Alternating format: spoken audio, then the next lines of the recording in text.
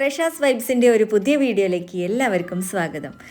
ഇന്നത്തെ വീഡിയോ ഒരു cooking video ആണ്. നല്ല അടിപൊളി സിമ്പിളായിട്ടുള്ള വൺ പോട്ട് ചിക്കൻ മന്തി റെസിപ്പിയാണ് ഇന്ന് ഷെയർ ചെയ്യുന്നത്.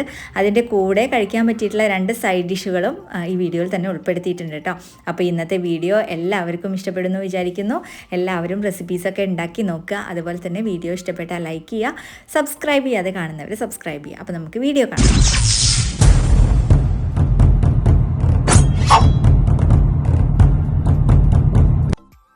അപ്പോൾ ആദ്യം തന്നെ ഞാൻ ഇതേപോലെ വലിയൊരു പോട്ട് എടുത്തിട്ടുണ്ട്. അതിലേക്ക് 6 വലിയ പീസ് ചിക്കൻ കഴുകി വൃത്തിയാക്കി വെള്ളമൊക്കെ വാർത്ത് കളഞ്ഞിട്ടുള്ള ചിക്കൻ ഇങ്ങനെ ഇതിലേക്ക് ഇട്ട് കൊടുത്തിട്ടുണ്ട്.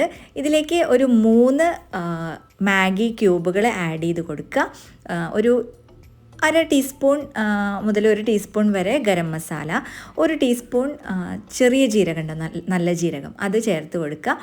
കുറച്ച് കാശ്മീരി ചില്ലി പൗഡർ ചേർത്ത് കൊടുക്കുന്നുണ്ട്, ആവശ്യത്തിന് ഉപ്പും, പിന്നെ ഒരു വലിയ പിടി മല്ലിച്ചപ്പും പുതിനയും അരിഞ്ഞെടുത്ത് കേട്ടോ, അതും ചേർത്തിട്ട് നന്നായിട്ടൊന്നിങ്ങനെ മിക്സ് ചെയ്തിട്ട് ഈ മസാല എല്ലായിടത്തേക്കും ഒന്ന് യോജിപ്പിച്ച് ചിക്കൻ ഒന്ന് മാരിനേറ്റ് ചെയ്യാൻ വെക്കുക.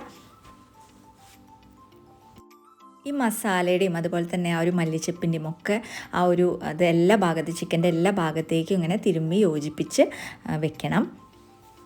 ഇനി ഇതിലേക്ക് നമുക്ക് എരിവിന് ആവശ്യമുള്ള കുരുമുളക് പൊടി ചേർത്ത് കൊടുക്കാം. അപ്പോൾ ഞാനിവിടെ ഏകദേശം 1 ടേബിൾ സ്പൂൺ കുരുമുളക് പൊടി ചേർത്ത് കൊടുക്കുന്നുണ്ട് കേട്ടോ. അപ്പോൾ നിങ്ങൾക്ക് എരിവ് കൂടുതൽ വേണമെങ്കിൽ കുറച്ചും കൂടിയും ആഡ് ചെയ്ത് കൊടുക്കുക.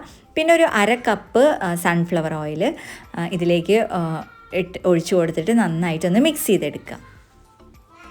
ഇത് കുറച്ച് സമയം ഒന്ന് റെസ്റ്റ് ചെയ്യാനായിട്ട് വെക്കണം. ഞാനിവിടെ ഒരു 1/2 മണിക്കൂറാണ് വെക്കുന്നത് കേട്ടോ. അപ്പോൾ എത്ര കൂടുതൽ ടൈം വെച്ചോ അത്രയും മസാല ഈ ഒരു ചിക്കനിലേക്ക് പിടിക്കും. വേണമെങ്കിൽ തലേ ദിവസം വേണമെങ്കിൽ ഇതേപോലെ ചെയ്തിട്ട് നിങ്ങൾക്ക് ഫ്രിഡ്ജിൽ വെക്കാം. ഇനി നമുക്ക് റൈസിന് വേണ്ടിയിട്ടുള്ള അരിയൊക്കെ ഒന്ന് കഴുകി ഒന്ന് സോക്ക് ചെയ്ത് വെക്കാം. അപ്പോൾ ഞാനിവിടെ 5 കപ്പ് റൈസാണ് എടുക്കുന്നത് കേട്ടോ. നല്ല നീളം കൂടിയ ബസ്മതി റൈസ് ഉണ്ടല്ലോ, അതാണ് എടുക്കുന്നത്.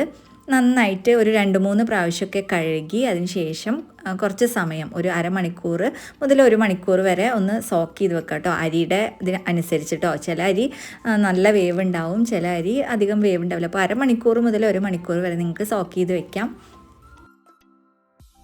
ഇനി ഈ ഒരു മാരിനേഷനും ഈ സോക്കിങ്ങും ഒക്കെ നടക്കുന്ന ടൈം കൊണ്ട് നമുക്ക് സൈഡ് ഡിഷുകൾ അല്ലെങ്കിൽ മന്തിക്ക് നമുക്ക് കറികളുണ്ടല്ലോ, ഡിപ്പുകൾ, അത് ഉണ്ടാക്കിയെടുക്കാം. അപ്പോൾ ഞാനിവിടെ ആദ്യം തന്നെ ടൊമാറ്റോ ചട്നിയാണ് ഉണ്ടാക്കിയെടുക്കുന്നത്.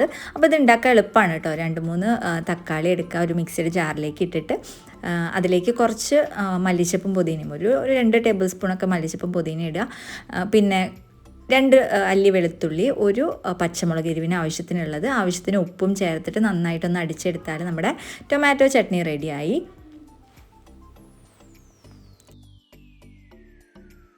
അടുത്തതായിട്ട് ഞാൻ മയണൈസാണ് ഉണ്ടാക്കാൻ പോകുന്നത്. ഒരു മിക്സിയുടെ ജാറിലേക്ക് 2 കോഴിമുട്ട പൊട്ടിച്ച് ഒഴിച്ച് കൊടുക്കുകയാണ്.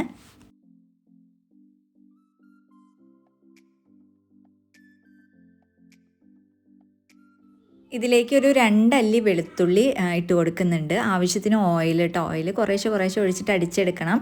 പിന്നെ വേണ്ടത് ആവശ്യത്തിന് ഉപ്പ്, പിന്നെ കുറച്ച് നാരങ്ങ നീരോ അല്ലെങ്കിൽ വിനീഗറോ ഏതെങ്കിലും ഒന്ന് ഒഴിച്ചു കൊടുക്കുക കേട്ടോ. അപ്പോൾ ആ മുട്ടയുടെ ഒരു മണമൊക്കെ മാറി കിട്ടും. ഇനി ഇത് കുറേശ്ശെ ഇട്ടിട്ട് അടിച്ചെടുക്കണം കേട്ടോ.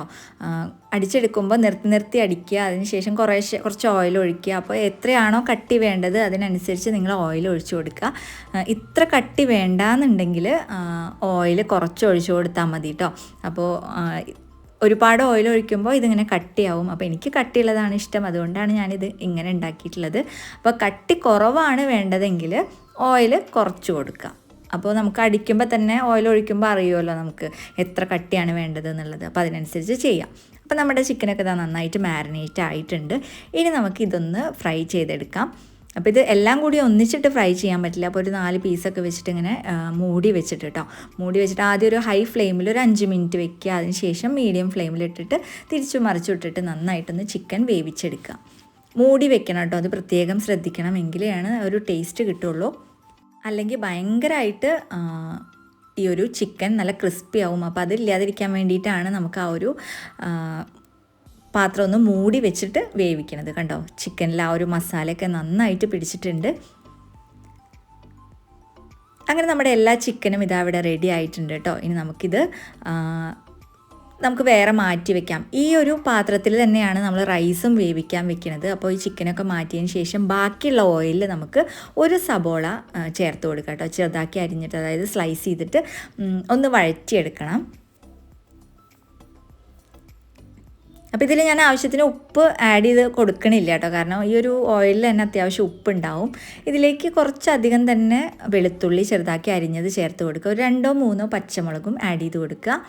ഇനി ഇത് നന്നായിട്ടൊന്ന് വഴറ്റിയെടുക്കുക കേട്ടോ. ഇനി ഞാൻ ഗരം മസാല ഉണ്ടല്ലോ, കറുവപ്പട്ട, ഏലക്കായ, അതെല്ലാം കൂടി കുറച്ച് ഒരു ടീസ്പൂൺ എല്ലാം കൂടിയിട്ട് എടുത്തിട്ട് ഇതിലേക്ക് ഇട്ട് കൊടുക്കുന്നുണ്ട്. ഇനി നന്നായിട്ടൊന്ന് വഴറ്റിയെടുക്കുക ഒന്നും കൂടി. ഇനി ഇതിലേക്ക് വേണ്ടത് കുറച്ച് അധികം തന്നെ മല്ലിച്ചപ്പും പുതിനയാണ് കേട്ടോ. അത് ഇതിലേക്ക് ചേർത്ത് കൊടുത്ത് നന്നായിട്ടൊന്ന് വഴറ്റിയെടുക്കുക. ഇനി നമുക്ക് നേരത്തെ സോക്ക് ചെയ്ത് വെച്ചിട്ടുള്ള അരിയൊക്കെ വെള്ളമൊക്കെ വാർത്ത് കളഞ്ഞ് വെച്ചിട്ടുണ്ട്. അത് ഇതിലേക്ക് ഇട്ടിട്ട് നന്നായിട്ടൊന്നിങ്ങനെ ചൂടാക്കിയെടുക്കുക. അധികം ഒന്നും മുരിഞ്ഞ് കിട്ടണ്ട, ജസ്റ്റ് ഒന്നിങ്ങനെ ചൂടാക്കിയെടുത്താൽ മതി.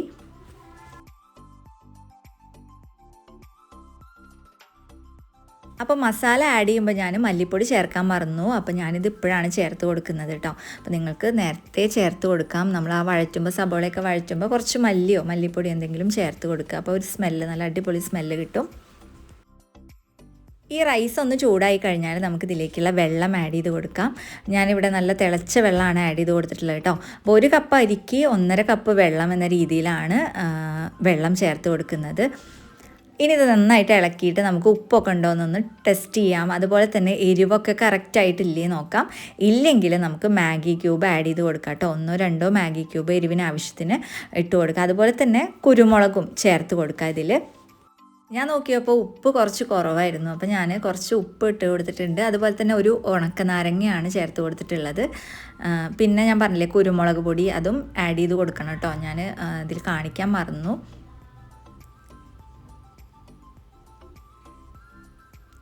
ഇനി ഇത് അടച്ച് വെച്ചിട്ട് നന്നായിട്ടൊന്ന് വേവിച്ചെടുക്കുക. കണ്ടോ, റൈസ് നന്നായിട്ട് വെന്ത് കിട്ടിയിട്ടുണ്ട് കേട്ടോ. വെള്ളമൊക്കെ നന്നായിട്ട് വറ്റി നല്ല അടിപൊളിയായിട്ട് സിമ്മിലിട്ടാൽ മതി, എങ്കിലാണ് നന്നായിട്ട് വെന്ത് കിട്ടുള്ളൂ. ഇനി നമുക്ക് ഇതിൻ്റെ മുകളിലേക്ക് ഇതാ ചിക്കനൊക്കെ ഒന്ന് എടുത്ത് കുറച്ചൊന്ന് അടച്ച് വെക്കാം. നിങ്ങൾക്ക് നല്ല സ്മോക്കി ഒരു സ്മെല്ല് കിട്ടണമെങ്കിൽ, അല്ലെങ്കിൽ ആ ഫ്ലേവർ കിട്ടണമെങ്കിൽ ഇതിൻ്റെ മുകളിൽ കുറച്ച് ചാർക്കോൾ വെച്ചിട്ടൊന്ന് കത്തിച്ചിട്ട് ഒന്ന് ഓയിൽ ഒഴിച്ച് കൊടുത്താൽ മതി കേട്ടോ. എന്നിട്ടൊന്ന് അടച്ച് വെച്ചാൽ ആ ഒരു സ്മോക്കി സ്മെല്ല് കിട്ടും. അപ്പോൾ ഞാനതൊന്നും ചെയ്തിട്ടില്ല. അപ്പോൾ ഇതാണ് നമ്മളെ അടിപൊളി ടേസ്റ്റി ആയിട്ടുള്ള ചിക്കൻ മന്തി. ഈസി ആയിട്ട് നമുക്ക് ഒരൊറ്റ പാത്രത്തിൽ 1 പോട്ട് ചിക്കൻ മന്തിയാണ്. അപ്പോൾ എല്ലാവരും ഇതൊന്ന് ട്രൈ ചെയ്ത് നോക്കുക. വേറെ പാത്രങ്ങളൊന്നും പരക്കില്ല. ഈ ഒരു പാത്രത്തിൽ തന്നെ നിങ്ങൾ കണ്ടില്ലേ, ചിക്കനും റൈസും എല്ലാം വേവിച്ചെടുത്തിട്ടുണ്ട്. അപ്പോൾ ഇന്നത്തെ ഒരു വീഡിയോ എല്ലാവർക്കും ഇഷ്ടപ്പെട്ടു എന്ന് വിചാരിക്കുന്നു. എല്ലാവരും റെസിപ്പിയൊക്കെ ട്രൈ ചെയ്ത് നോക്കുക കേട്ടോ. എന്തായാലും നിങ്ങൾക്ക് ഇഷ്ടപ്പെടും, തീർച്ചയായും നിങ്ങൾ ഉണ്ടാക്കി നോക്കണം. അപ്പോൾ എല്ലാവരും മറക്കാതെ തന്നെ ഈ ഒരു ചാനൽ ഒന്ന് സബ്സ്ക്രൈബ് ചെയ്യുക. അതുപോലെ തന്നെ സൈഡിലുള്ള ബെൽ ബട്ടൺ പ്രസ് ചെയ്യുക, ഓൾ അമർത്തുക. വീഡിയോ നിങ്ങൾക്ക് ഇഷ്ടപ്പെട്ടാൽ ലൈക്ക് ചെയ്യാൻ മറക്കരുത്. ഫ്രണ്ട്സിനൊക്കെ ഒന്ന് ഷെയർ ചെയ്ത് കൊടുക്കുക. നിങ്ങളുടെ അഭിപ്രായങ്ങളൊക്കെ കമൻറ്റ് ചെയ്യുക. അപ്പോൾ ഇനി അടുത്ത വീഡിയോയിൽ കാണാം. Thank you for watching.